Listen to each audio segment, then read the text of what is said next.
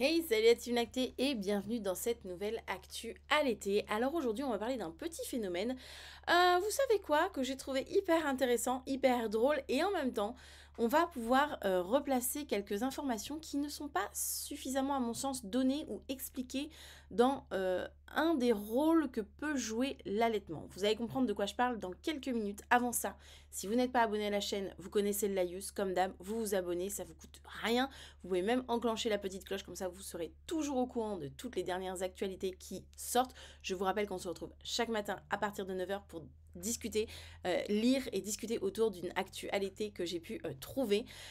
Voilà, n'oubliez pas que si vous ne pouvez pas vous poser devant votre écran, je sais, nous sommes dans une vie très active, nous avons, nous parents, 1000 choses à faire à la journée, eh bien vous pouvez toujours mettre des écouteurs et m'écouter en mode podcast. De toute façon, vous ne louperez rien à l'écran puisque je vous lirai ce qu'il y a d'écrit. Donc n'hésitez pas à mettre des écouteurs et à vaquer à vos occupations. Voilà, je crois que j'ai à peu près tout dit. Non, j'allais oublier quelque chose. Vous voyez ce qu'il y a juste au-dessus de ma tête? Si vous ne le voyez pas, il y a le logo App Store et le logo Google Play. Tout ça pour vous signaler qu'il y a donc l'application à pas de moi que vous pouvez télécharger sur Google Play ou App Store gratuitement et qui vous donne tout un tas d'outils pour avoir confiance en vous. C'est une application qui est là pour faciliter l'allaitement des parents. Alors foncez si vous avez envie de vivre un allaitement serein et zen. Voilà. Sur ce, on y va pour cette petite actualité qui m'a bien fait rire. Oh là là, ça me gratte sous le menton. Dites, voilà. Ça signifie quelque chose. Je sais que quand on se gratte dans la main droite ou la main gauche, c'est qu'on va genre gagner ou perdre de l'argent. Je pense que c'est ce que disent les vieux. Je suis pas encore vieille, tu peux le dire. Donc là, ça me gratte sous le menton. Ça veut dire un truc? Je ne sais pas. Bon, question absolument pas dans le thème. On y va pour la lecture. Les bébés pleurent-ils la nuit pour empêcher leurs parents de faire l'amour? Oh, oh, oh, oh les vilains. Alors, j'aime ce titre parce que je sais ce que moi, je veux vous en dire derrière.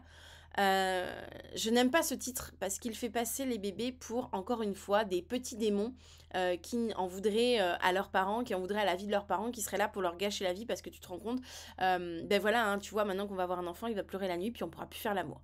Donc je sais que la question de la sexualité, c'est une question qui est très complexe selon chaque couple. Je vous rappelle juste que discuter, c'est la clé.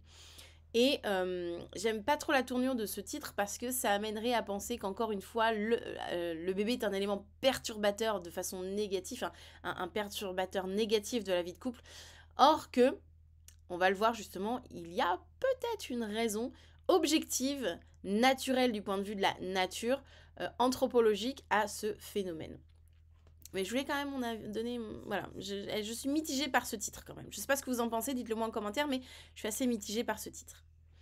D'après plusieurs études relayant une étude scientifique, les bébés pleurent la nuit dans le but de ne pas avoir de frères ou de sœurs.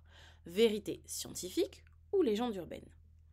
Pour les jeunes parents, qu'il s'agisse du premier ou d'un deuxième, troisième ou quatrième enfant, le sommeil d'un bébé est toujours une problématique de taille. Alors, là encore, je ne suis pas d'accord sur la formulation.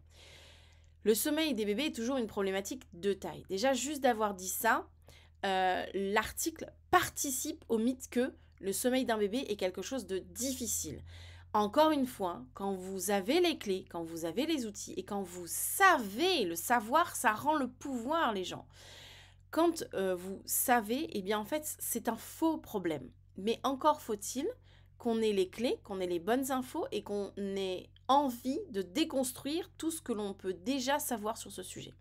Donc j'aime pas trop cette formulation parce qu'elle continue à appuyer un mythe de la difficulté du sommeil chez les bébés, comme quoi il faudrait il y aurait des prérequis d'attente sur le sommeil des bébés. Et vous me connaissez, si vous me suivez sur l'application À pas de moi allaitement, vous savez que j'aime pas trop ce genre de formulation, ce genre d'étiquette, et surtout que ça continue à véhiculer des mythes. On avance quand même dans la lecture. Si certains ont la chance de voir leur nourrisson faire ses nuits, alors c'est pas une chance du tout, il fait ses nuits là, maintenant, on en reparle dans 3 mois, dans 5 mois, dans 6 mois, dans 1 an. Au bout de quelques semaines, pour l'immense majorité des familles, ce n'est pas le cas. Et c'est normal, je le rappelle à ce point de la lecture de l'article, je rappelle que c'est normal. Le sommeil est une maturation neurologique. Je vous rappelle que pour qu'on ait des bébés qui passent par le bassin, il faut que l'on mette au monde nos bébés un peu plus avant que la gestation complète. En fait, on devrait avoir des gestations complètes de 18 mois. Sauf que 18 mois, si vous voulez, à un moment donné, ça ne passe plus. Les os du crâne sont plus ou moins bien fixés et donc il n'y a plus de malléabilité pour qu'ils puissent passer par le col de l'utérus. Donc, on met au monde des enfants avant ce terme, avant cette deadline. Mais du coup, ça fait qu'on met au monde des petits êtres immatures. Immatures d'un point de vue respiratoire, cardiaque, pulmonaire, digestif, neurologique, émotionnel, d'un point de vue alimentaire. C'est pour ça qu'ils tètent au sein de leurs parents. Donc le sommeil, c'est pareil. C'est une maturité neurologique. Donc le sommeil des bébés, ça viendra avec la maturation du cerveau, d'accord? Ils n'ont pas encore le système des 24 heures circadiens, le système sociétal, etc. Tout ça, ils ne connaissent pas. Donc, c'est aussi des codes sociaux qu'ils vont avoir besoin d'enregistrer, d'emmagasiner et d'apprendre.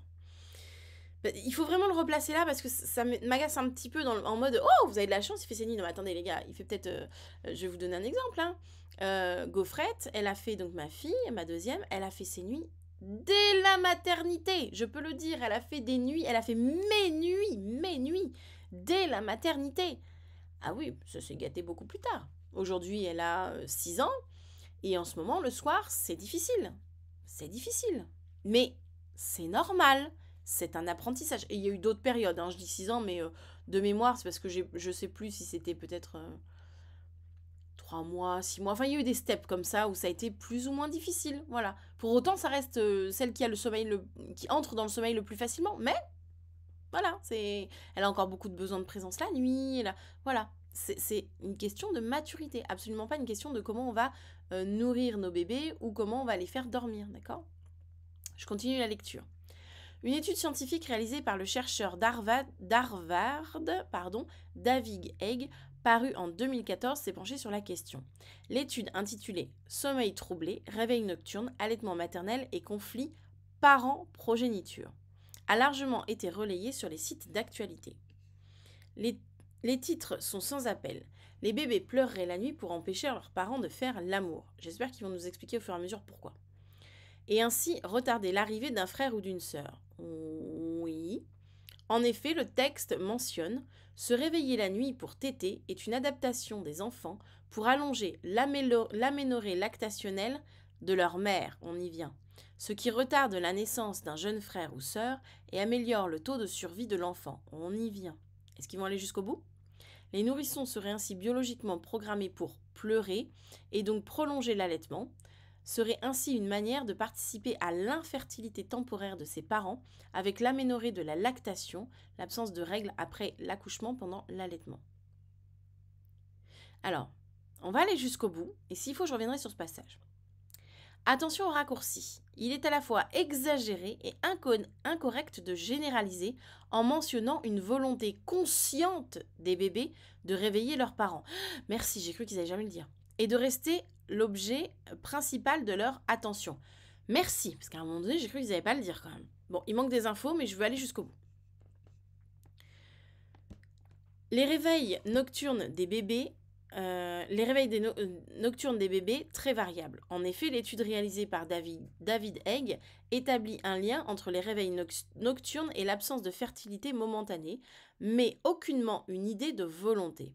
Il est facile de contredire cette généralisation ou simplification en prenant le cas de bébés qui ne sont pas allaités. En effet, les bébés qui sont au biberon de lait en poudre, c'est bien précisé pour une fois, j'apprécie, peuvent malgré tout se réveiller la nuit durant plusieurs mois, même si la donnée d'aménorrhée de lactation n'est pas en jeu. De la même manière, il n'est jamais fait mention de lien de cause à effet entre les relations sexuelles entre les parents et les pleurs d'un bébé. De nombreuses raisons peuvent expliquer l'absence ou la raréfaction des rapports après la naissance d'un enfant. Effectivement, il y a plein de choses autres que ça. Les douleurs vaginales, le stress, la baisse de libido, etc. La fatigue, les gars. Au contraire, même en stimulant la lactation, en le prolongeant et le... Oula, attendez. Oh, je me suis remis les pinceaux. Au contraire, même en stimulant la lactation et le prolongeant, la contraception temporaire offerte par cette dernière, le bébé pousserait ses parents à avoir des rapports sexuels sans risque de grossesse. Par conséquent, il est inutile de blâmer le petit dernier si votre vie sexuelle est en berne ou vos nuits encore très entrecoupées. On l'a dit, c'est normal. Il n'y a rien d'autre à faire que de prendre votre mal en patience en attendant qu'il fasse ses nuits, un phénomène qui peut être facilité par le... Non, là par contre je vais me fâcher. Un phénomène qui peut être facilité par le passage au biberon de lait en poudre et la cessation volontaire de l'allaitement nocturne au sein. Alors non, là j'ai très envie de démonter la tête à la personne qui a écrit cet article, hein.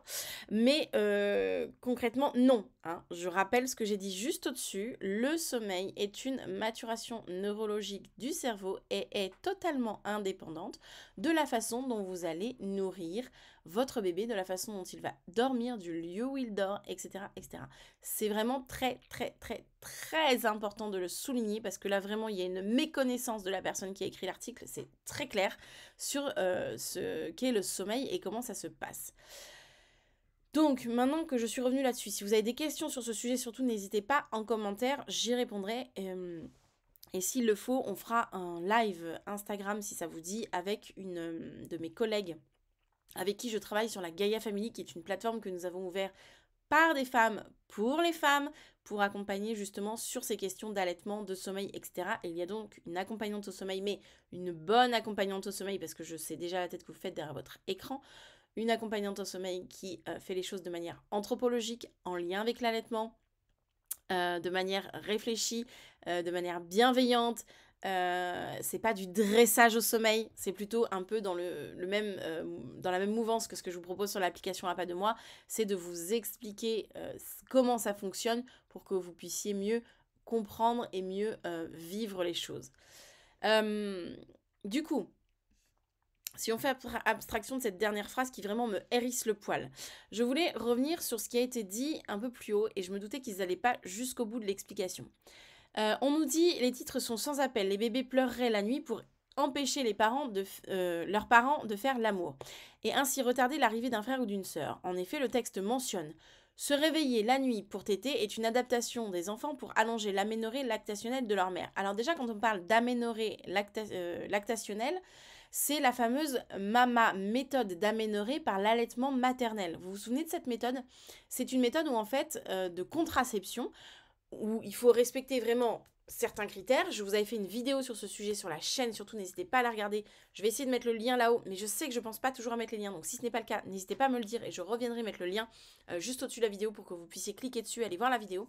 La méthode d'aménorrhée par l'allaitement maternel, c'est tout simplement effectivement une méthode de contraception dite naturelle. Il y a vraiment des critères excessivement précis à respecter. Si ces critères ne sont pas respectés, l'effet contraception de l'allaitement ne fonctionnera pas et ça dure les 6 premiers mois de vie. Ça, ce n'est pas dit là par exemple, mais ça dure les 6 premiers mois de vie. En dehors des pleurs, l'allaitement a un rôle dans tout le règne animal, ça ne concerne pas que l'espèce humaine, mais dans tout le règne animal, l'allaitement a un rôle de régulation des naissances. Au-delà des pleurs, l'allaitement a un rôle de régulation des naissances. Et je pense que c'est très important de mettre ces informations et de vous les donner ici pour faire le parallèle avec cet article. C'est-à-dire que c'est pas tant les pleurs du bébé, comme ils disent, c'est pas tellement le fait que bébé pleure qui va empêcher d'avoir un frère ou une sœur ou qui va mettre de la distance entre le prochain bébé qu'on va avoir.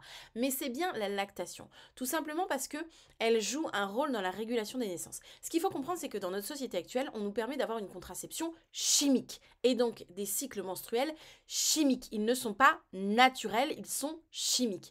D'ailleurs, vous le voyez, pour celles qui, comme moi, ont eu ce phénomène, quand on arrête la pilule, parfois, il faut un certain temps avant de retrouver de vrais cycles classiques naturels, non chimiques. Il faut un certain temps pour le corps d'éliminer tous ces produits chimiques qu'on a pris pendant X années. Et il faut le temps au corps donc d'éliminer ça et de reprendre des cycles plus naturels et donc du coup d'arriver à concevoir. Parfois même, on doit être légèrement aidé, comme nous ça a été le cas, pour que moi j'ai dû être aidée parce que ça faisait 1 an et demi, 2 ans qu'on essayait d'avoir un enfant et en fait mes cycles n'arrivaient pas à bien se remettre. J'étais pas régulière, ça allait pas en fait, c'était un peu trop anarchique. On aurait pu continuer longtemps comme ça, mais c'était un peu trop anarchique et il a fallu filer un petit coup de pouce à mon corps. Mais ceci dit, c'est vraiment très important de rappeler que dans le règne animal de manière totalement générale, l'allaitement joue un rôle dans la régulation des naissances. Vous prenez n'importe quel mammifère. Je vais prendre les lionnes, les loups, les chats, les chiens. Tant que la femelle allaite les petits, elle n'est pas disponible, elle n'a pas de chaleur et elle n'est pas disponible pour une portée suivante. À partir du moment où la femelle a fini d'allaiter ses petits, eh bien là, elle est disponible pour une nouvelle portée. Et c'est pour ça qu'on assiste à des phénomènes dans la nature de type une lionne est obligée de protéger ses petits des lions, de les mettre à l'abri, parce que les lions vont chercher à tuer les petits pour que la femelle soit de nouveau disponible pour faire des galipettes. Vous voyez ce que je veux dire? Donc c'est pour ça qu'on peut assister par exemple à ce genre de phénomène dans la nature. Parce que tant que la femelle allaite son petit, eh bien elle n'est pas disponible pour la portée suivante, ou en l'occurrence pour une grossesse suivante.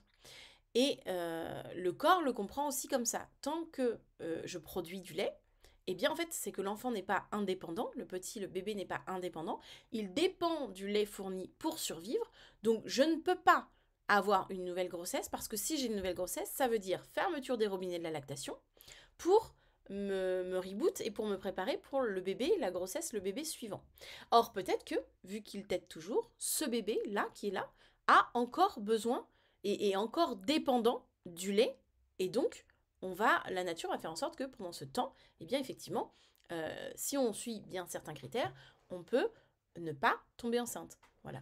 Donc c'était important de reparler de ça ici et vraiment à mettre en parallèle avec cet article parce que oui, l'allaitement a un réel rôle dans la régulation des naissances. Ce n'est pas pour rien que parfois, quand vous avez envie du deuxième, du troisième, etc., on vous dit « Oui, mais madame, si vous voulez, il va falloir arrêter d'allaiter. » Alors, c'est pas aussi tranché que ça, même si les médecins nous le vendent comme ça, c'est pas aussi tranché que ça, mais ils n'ont pas tort non plus, puisque l'allaitement joue un rôle dans la régulation des naissances. Donc, ils n'ont pas tout à fait tort. Maintenant, c'est pas impossible non plus d'être enceinte, d'être de nouveau enceinte si on allait déjà. Déjà passer les 6 mois, c'est déjà beaucoup plus facile. Et puis, effectivement, après, est-ce qu'il y a eu le retour de couche? Déjà, premièrement, donc est-ce qu'on a eu le retour de couche? Ensuite, est-ce qu'on a eu un retour de cycle? Est-ce que voilà, il y a plein d'autres paramètres à prendre en compte qui peuvent être regardés avant de se dire bon bah j'arrête vraiment définitivement d'allaiter parce que c'est ça qui ferait que uniquement ça qui ferait que je n'arrive pas à être de nouveau enceinte.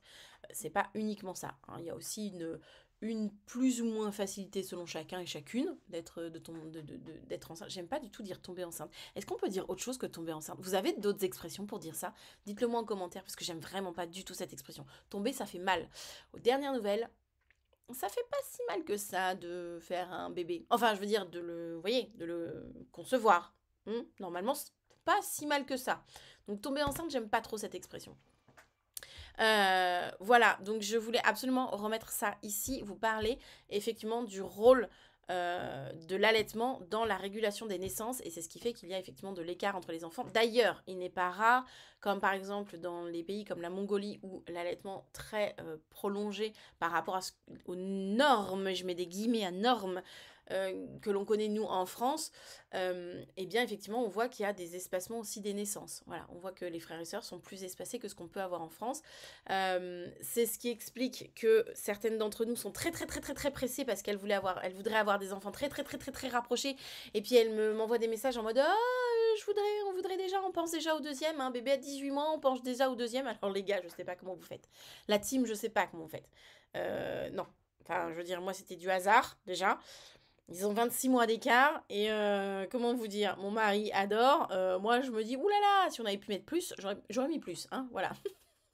Mais bon, chacun voit son polichinelle dans le tiroir comme il veut, d'accord? Mais effectivement, c'est pour ça qu'il y a effectivement parfois des parents qui sont un peu en mode panique, en mode il a 18 mois, il a 21 mois, il a rien. Et on pense au deuxième et on n'y arrive pas. Et est-ce que tu crois que? Est-ce qu'il faut que j'arrête d'allaiter? Est-ce que. Oh, tiempo. Parce que je vous rappelle aussi que tant que vous n'êtes pas enceinte, tant que votre corps n'accueille pas un nouvel enfant, mais c'est aussi qu'il n'en a peut-être pas l'énergie en fait. Tout simplement. Je vous rappelle que créer la vie, on s'en rend pas compte parce que tout se passe à l'intérieur. Vraiment, on s'en rend pas compte. On a juste un ventre qui s'arrondit, waouh, c'est beau. Mais vous vous rendez pas compte du fichu bazar, puisque je vous rappelle que YouTube interdit les gros mots, vous vous rendez pas compte du fichu bazar que c'est à l'intérieur. C'est comme si la plaque tectonique de l'Inde passait sous l'Asie. C'est un truc, c'est incommensurable en fait. Ça vient piocher dans nos réserves. Ne serait-ce qu'avant ça, avant de parler d'allaitement. Où en sont vos réserves de minéraux, de vitamines, d'oligo-éléments, de micro, de macronutriments? Où en sont vos réserves? Faites un bilan. Où est-ce que vous en êtes? Il y a tout ça, toute votre santé, parce que je vous rappelle que ça va pomper. C'est le cas de le dire, ça va pomper en interne et ça va continuer à pomper en externe. Donc ça va demander énormément d'énergie à votre corps. Donc tout simplement en fait que votre corps il est juste en train de vous dire c'est pas tant le fait que t'allaites, hein. Oh, c'est juste que nous les réservoirs sont vides là. On va pas créer un deuxième être humain, un troisième ou un quatrième. Oh, oh, oh, oh. Il y a besoin d'être rechargé. Sauf qu'effectivement, je le rappelle, et c'est un de mes chevals de bataille, les parents enceints, enfin les parents qui ont une grossesse sont extrêmement mal suivis à mon sens, puisque on nous fait, oui, alors oui, la toxo, le diabète, ce que vous voulez, mais à aucun moment on regarde nos taux de fer, on regarde, enfin si le taux de fer à peu près, et encore, on regarde notre magnésium, notre calcium, notre zinc, notre iode, je les connais pas tous, hein, notre vitamine D, voilà, je les connais pas tous par cœur, mais effectivement, à aucun moment ce genre de bilan n'est prescrit avant la grossesse, quoique si c'est des parcours souvent un peu compliqués, si ça peut être un peu fait. Pendant la grossesse, si vous l'avez eu, dites-le moi. Et après la grossesse, alors là, vous n'existez plus, il n'y a plus que le bébé. Donc, il y a tout ça aussi à voir, qui peut faire que peut-être, on n'a pas d'autres enfants. Donc voilà, c'était un petit peu les éléments que je voulais rapprochés de cet article qu'on a lu aujourd'hui. En tout cas, je le trouvais très intéressant. Je ne sais pas du tout ce que vous en avez pensé. N'hésitez pas à me le dire en commentaire. On échange. Sur ce, écoutez, moi, j'ai envie de vous dire que je vous fais de gros bisous. Je vous souhaite une belle journée née. Pour ceux qui ont l'application, vous savez pourquoi je dis ça, sinon il n'y a plus qu'à la télécharger. Et puis, je vous dis à demain pour une nouvelle actualité. Allez, ciao!